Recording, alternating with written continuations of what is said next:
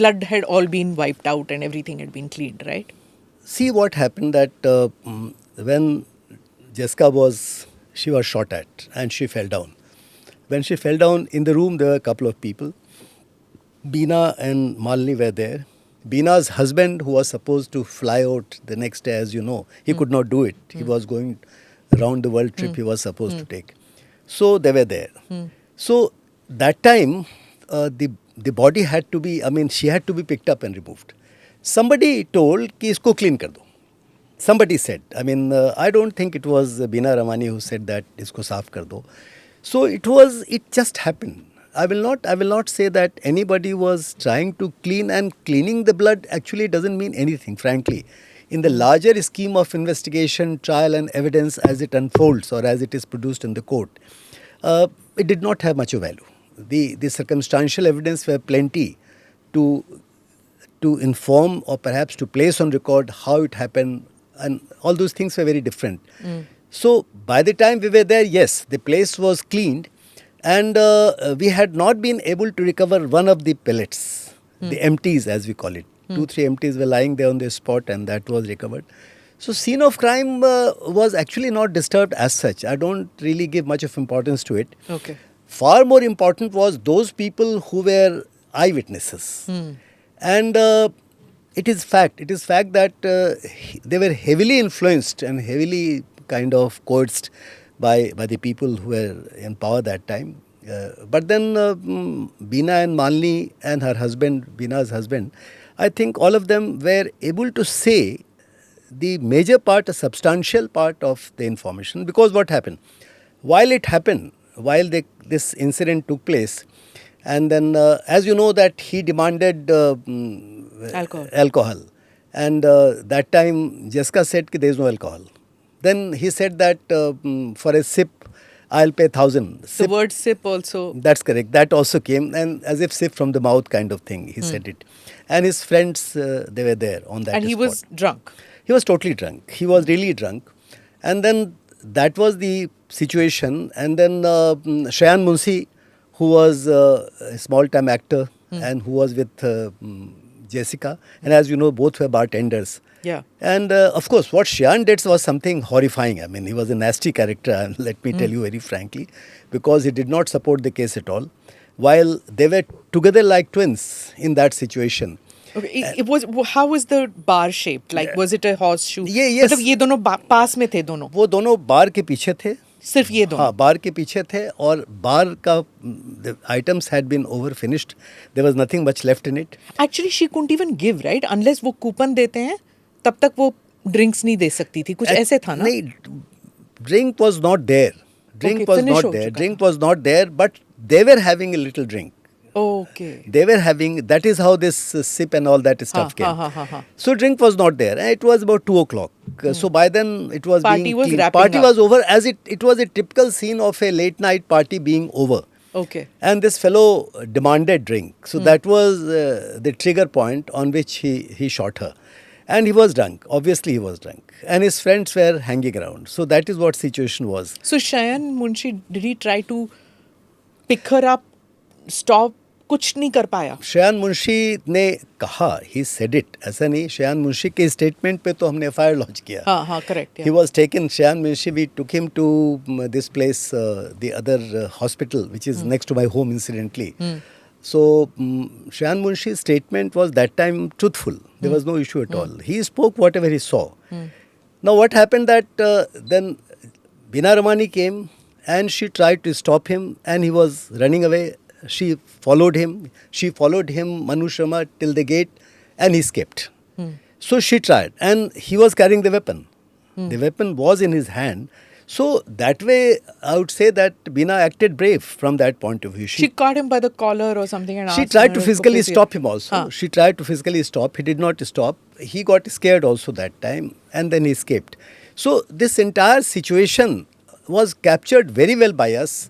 And statements made by the people about this entire situation was perfectly in place. We must remind people that this is an era before CCTV. That's correct. ना अंदर CCTV, ना बाहर CCTV. That's correct. ना सड़कों पे CCTV, to see this man running away, getting on the cart, uski gaadiyan, those who left from the scene, kuch nahi. No CCTV at all in those days. Exactly. That's a very important point in those times. What we wanted and what was required to be done, I mean, typical of CBI, where I served for 4 years, we get into small pieces of evidence. That's the beauty of that organization, which is really a good organization from investigation point of view. We wanted to connect his entire movement, which was known to some people, and they did not want to admit. Where the problem arises, there are 2-3 things. Number one, that some people saw him, they met him because he was there for a long time. They did not depose. They deposed that time properly, some of them. Many did not depose properly. Then the so-called eyewitnesses who came in contact with him, they deposed and they turned hostile ultimately. And most importantly, the entire theory of 2 weapons, you understand that 2-weapon theory was done, and it was supported negatively by the ballistic report. And the ballistic report came from CBI Central Forensic Science Lab, which is very bad.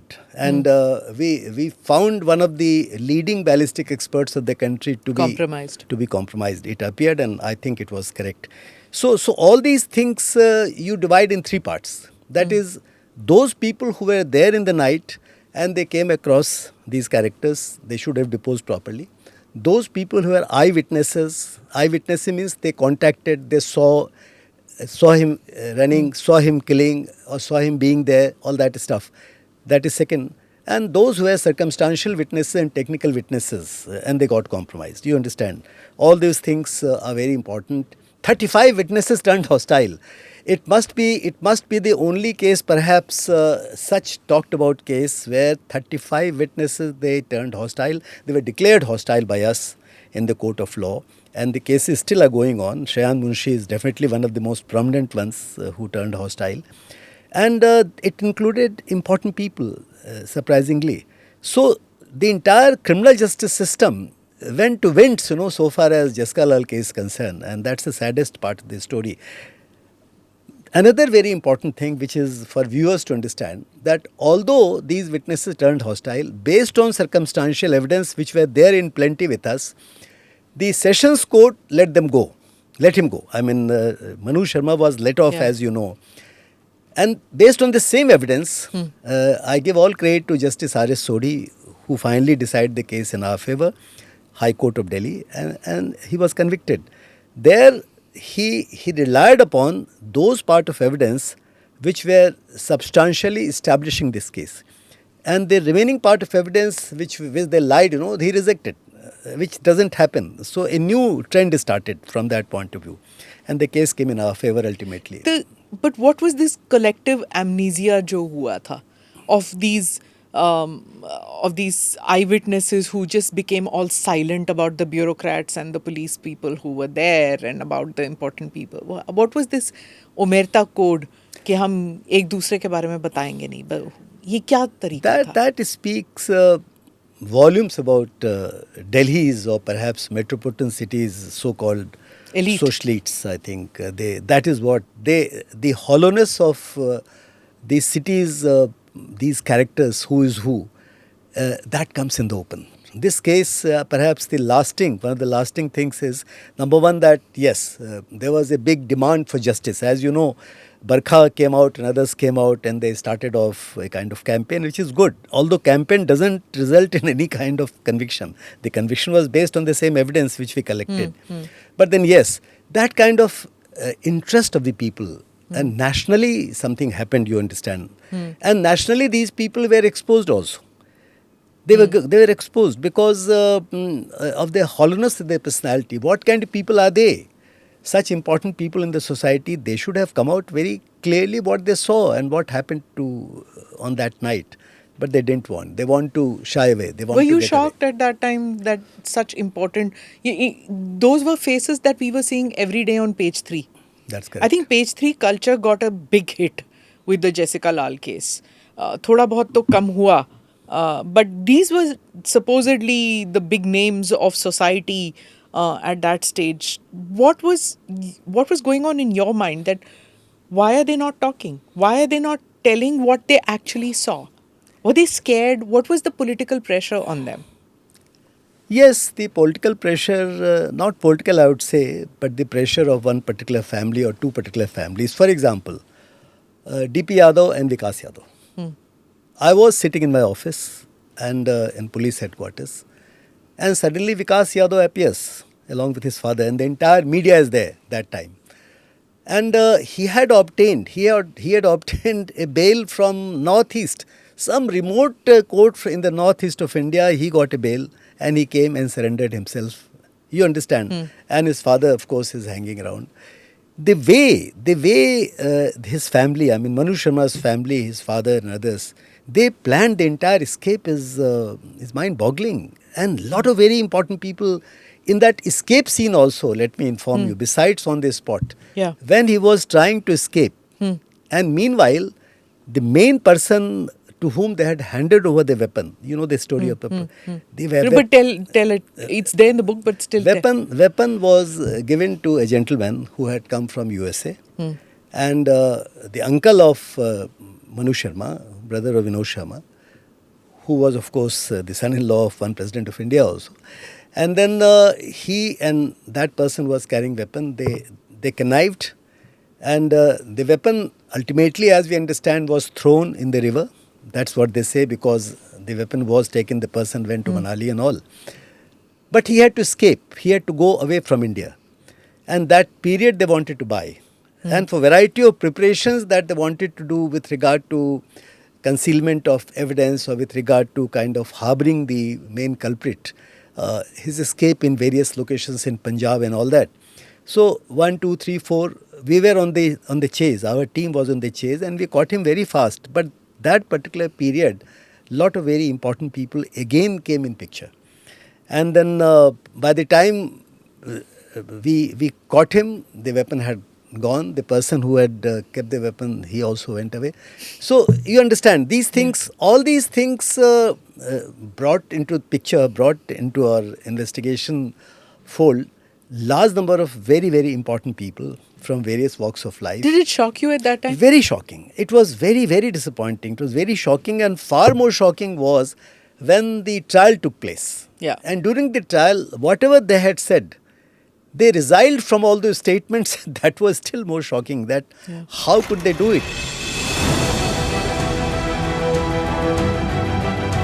Namaste, Jai Hind. You're watching ANI podcast with Smita Prakash. अगर हम उसको मस्जिद कहेंगे तो फिर विवाद होगा।